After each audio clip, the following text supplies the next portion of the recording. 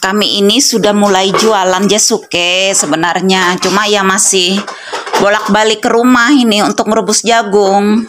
Sebenarnya itu, jadi sekarang belum bisa merebus jagung di warung, ya bolak-balik tiap hari. Selain merebus jagung juga ya kita juga harus bolak-balik mengangkuti air untuk cuci-cuci piring di sana. Sebenarnya hati ibu ini tergerak sekali ini.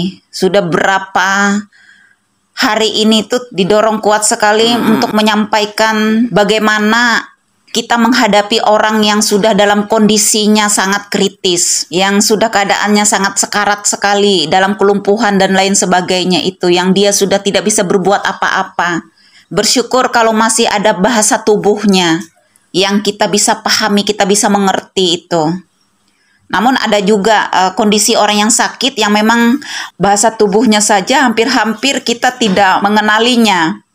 Kalau tidak benar-benar ketajaman kepekaan itu, kita memang memahami bahasa-bahasa tubuhnya ketika kita berinteraksi, ajak dia berbicara itu. Sebenarnya ya ibu ingin sekali sih menyampaikan apa saja yang harus kita lakukan ketika kita menghadapi orang dalam keadaan sekarat itu. Makanya ibu ya, dalam dunia pelayanan ibu, sekalipun ibu tidak mengenal siapapun itu orangnya, ketika itu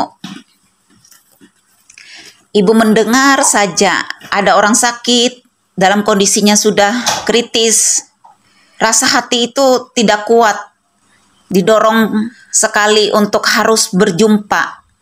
Paling tidak ya untuk mendoakannya lah. Datang menghampirinya untuk mendoakannya selagi itu masih bisa terjangkau. Kalaupun tidak bisa terjangkau atau di luar kota, ya paling tidak melalui via telepon. Karena di saat orang yang sudah detik-detik meninggalkan dunia ini, kita juga harus pahami itu. Memang harus kita dampingi dia dan terus kita doakan. Jangan lepas dari doa, pujian penyembahan itu. Supaya kita juga yang di sekelilingnya, di sekitarnya juga dijaga, dilindungi oleh para malaikat sorga. Jadi bukan malaikat maut, bukan malaikat neraka yang siap-siap menjemputnya dia.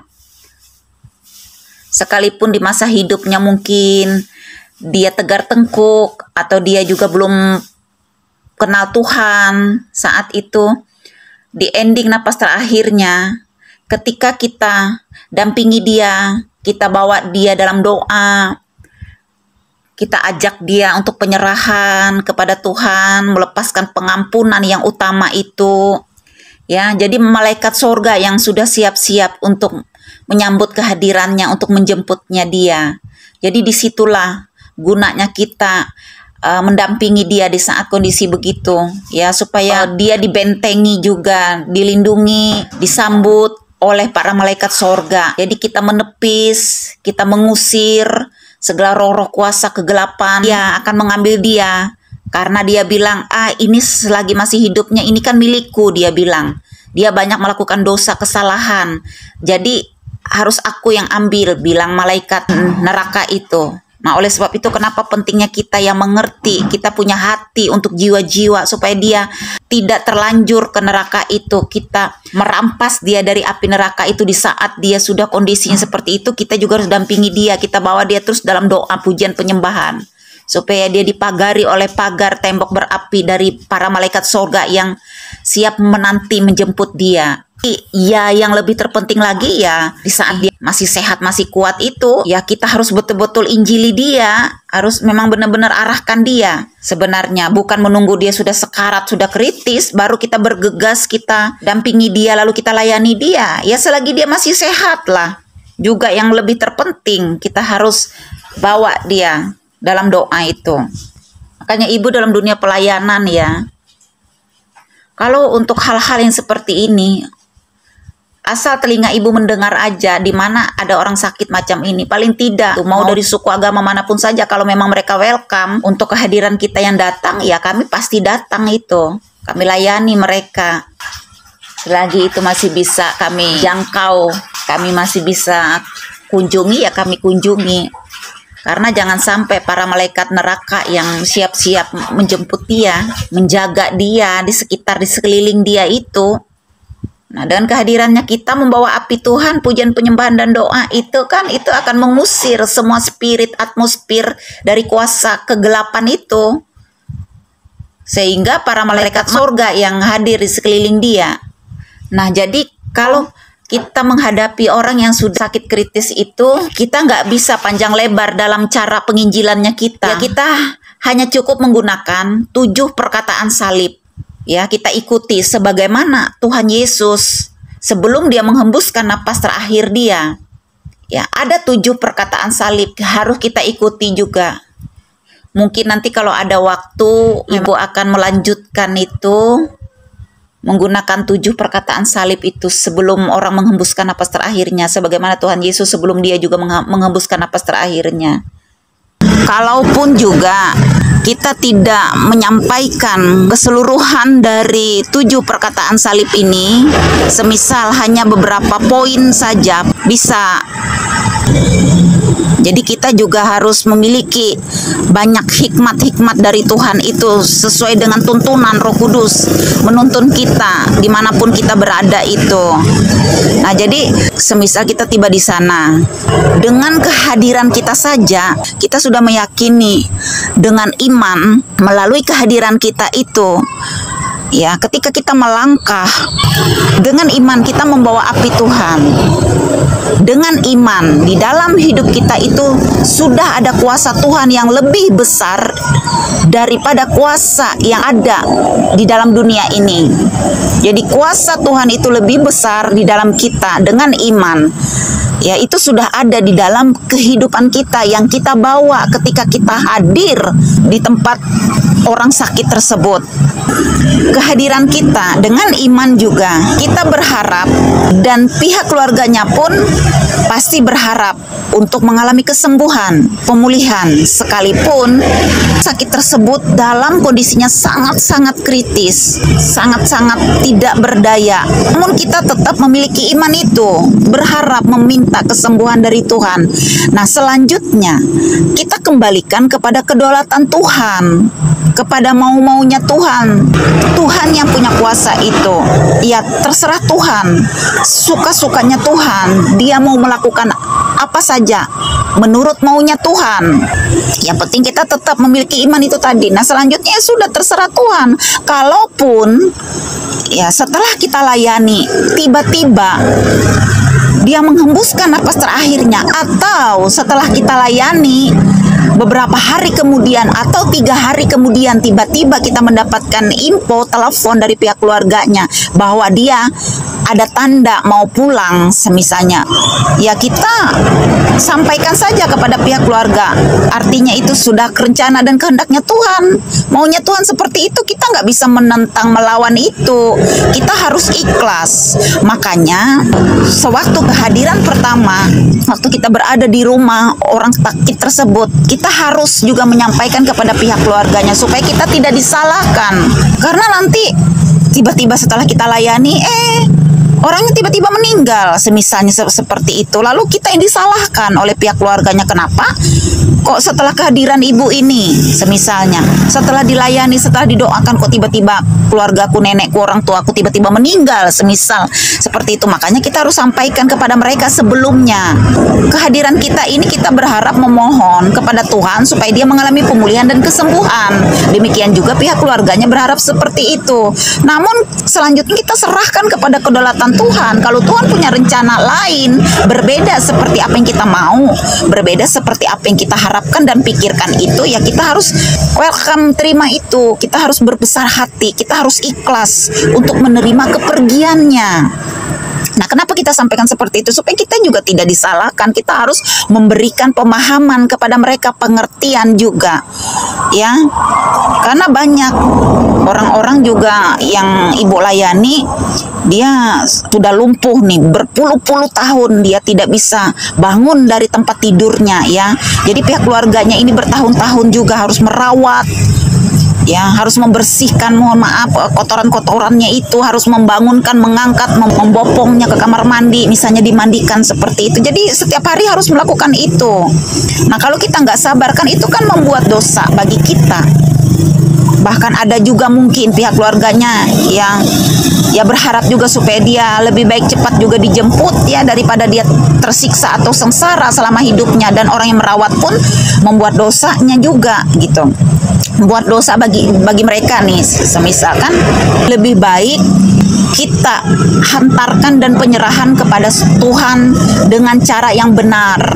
Dengan cara yang benar itu maksudnya ya supaya dia dibuka pintu sorga dan Tuhan menerima kehadiran orang tersebut, sekalipun tadinya orang tersebut ya memang sama sekali belum kenal Tuhan, dan memang semasa hidupnya juga ya memang dia hidup menyakitkan hati Tuhan lah ya, perbuatannya selama masih hidup. Tapi dia ending napas terakhirnya semisalnya dalam kondisinya begitu, kita layani dia, kita serahkan kepada Bapa di sorga, melepaskan pengampunan kan, Tuhan pasti mengampuni dan Tuhan pasti menerimanya.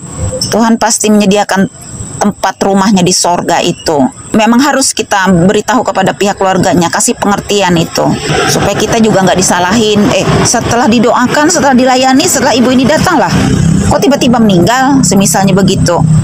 Padahal memang sudah waktunya Tuhan kan, karena selama ini sudah bertahun-tahun ya dia mengalami kelumpuhan. Seharusnya waktunya dia memang sudah meninggalkan dunia ini, tapi belum juga bisa meninggalkan dunia ini karena masih ada ikatan yang membelenggu hidupnya itu, masih ada palang, masih ada penghambat, penghalang oleh karena dosa itu yang belum melepaskan pengampunan, minta ampun sama Tuhan, yang belum dilepaskan ikatan-ikatan dari kutuk turun-temurun nenek moyangnya itu, penyembah-penyembah berhala dan lain sebagainya itu, yang harus dibersihkan, harus dibebaskan, dilepaskan supaya dia mengalami kemerdekaan. Lalu pintu sorga itu terbuka, para malaikat sorga ya bersorak-sorai untuk menyambut kehadiran orang tersebut.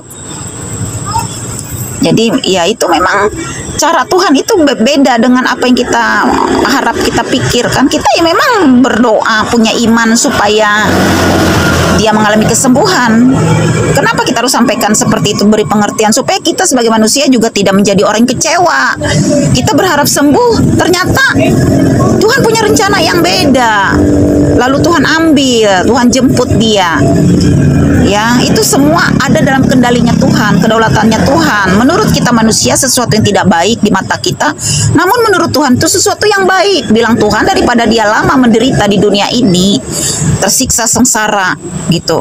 Lalu yang merawat pun ya membuat dia menjadi berdosa karena mungkin terkadang tidak sabar gitu menghadap orang-orang seperti ini. Ya bilang Tuhan, lebih baik aku jemput dia karena rumah di sorga sudah ada bagi dia. Nah artinya kan itu jalan yang benar bagi Tuhan, menurut maunya Tuhan. Jadi kita harus ikhlas dengan penuh damai sejahtera, kita harus menerima itu ya. Daripada dia meninggal dunia tapi yang menjemput para roh jahat, membawa dia untuk calon penghuni neraka, bagaimana? Lebih baik ya kita ketika kita mendengar ada orang sakit kelumpuhan seperti ini, ya kita harus segera, kita harus bisa datang layani dia ke sana. Itu harus kita itu paling tidak ya harus melepaskan pengampunannya, sekalipun dari ketujuh perkataan salib itu kita tidak sampaikan keseluruhannya itu. Melalui kehadiran kita pun pada saat kita ajak dia berinteraksi, semisal kita kenalan saja, tiba-tiba dia langsung meninggal begitu semisal, berarti kan Tuhan sudah punya rencana menurut maunya Tuhan, dan memang selama ini Tuhan sudah menanti lama, menunggu lama kehadiran hamba Tuhan itu untuk datang memberikan pertolongan melalui kita manusia ini untuk supaya dia menerima keselamatan itu.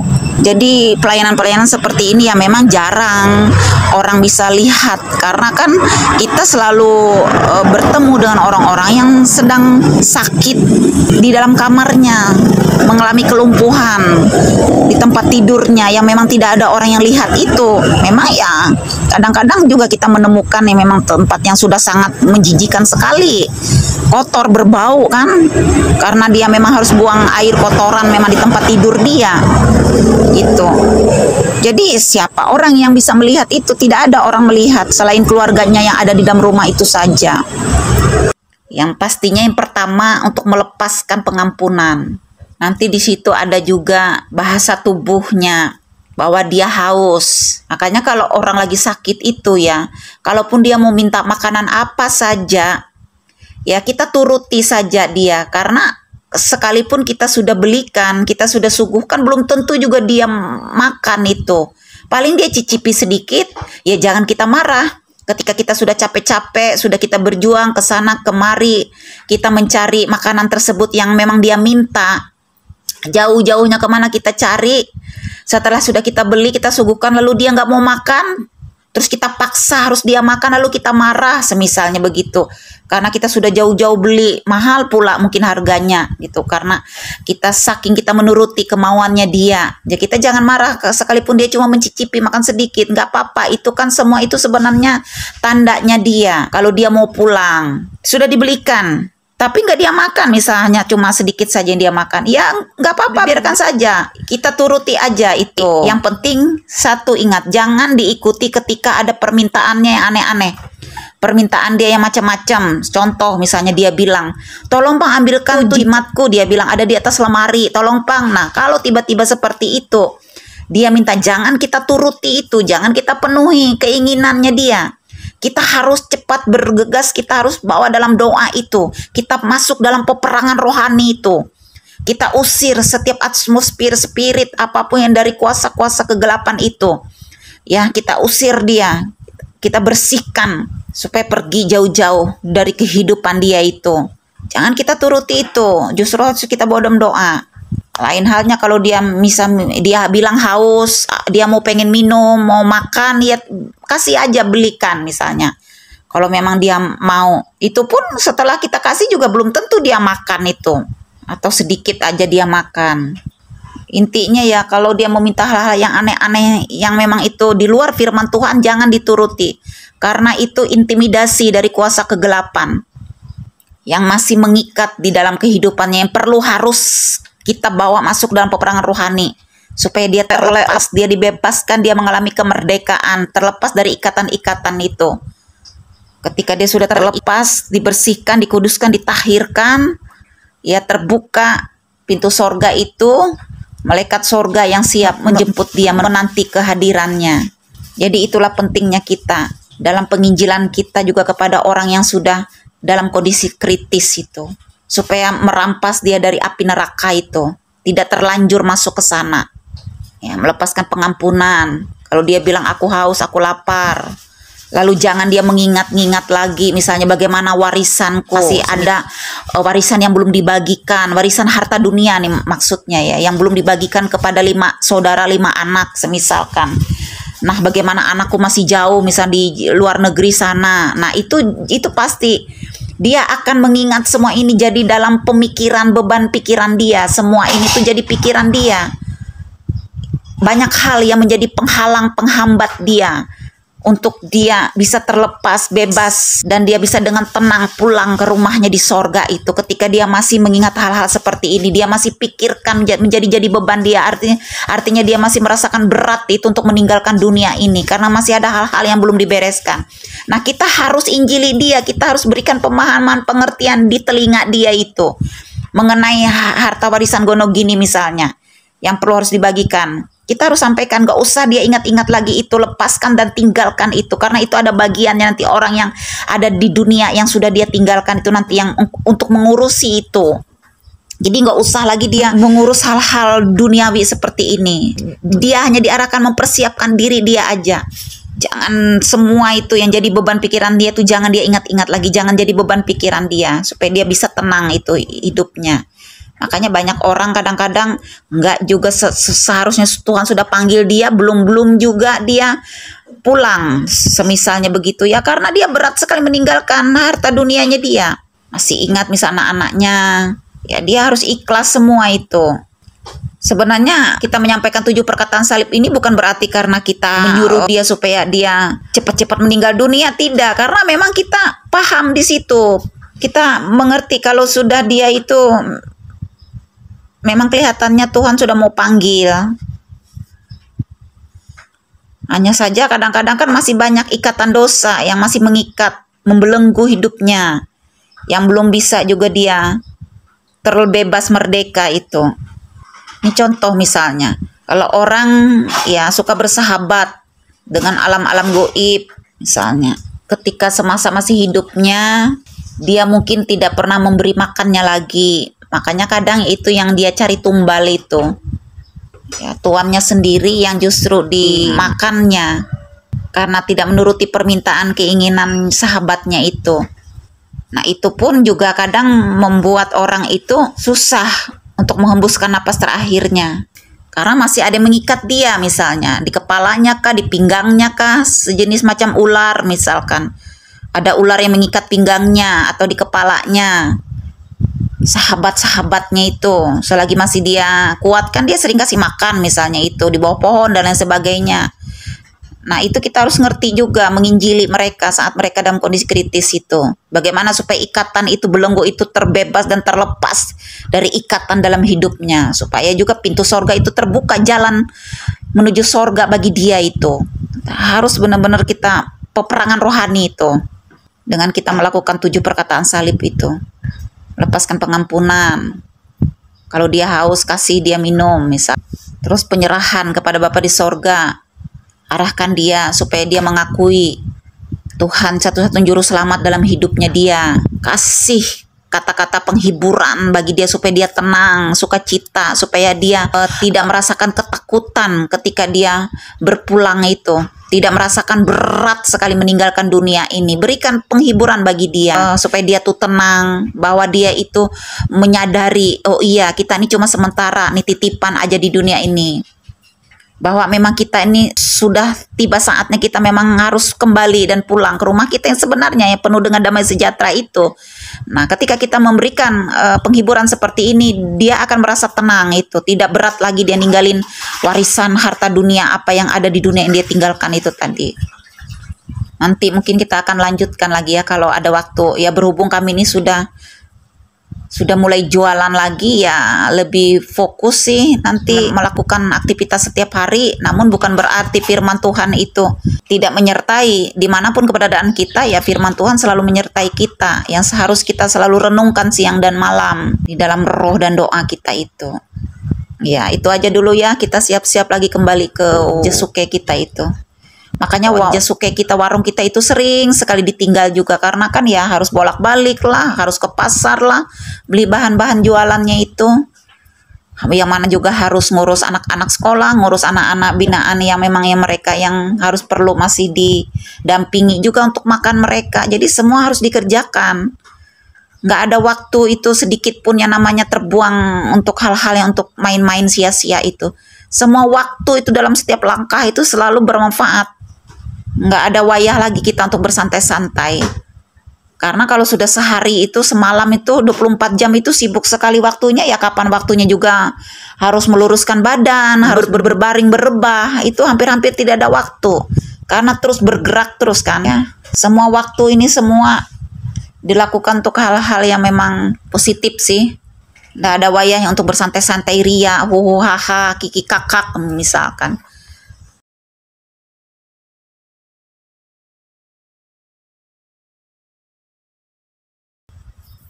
Nggak ada wayahnya ya, waktu itu digunakan untuk hal-hal yang terbuang sia-sia itu. Semua harus dirawat, dibina, didampingi, diayomi, diarahkan, dinasehati. Itu aja dulu ya.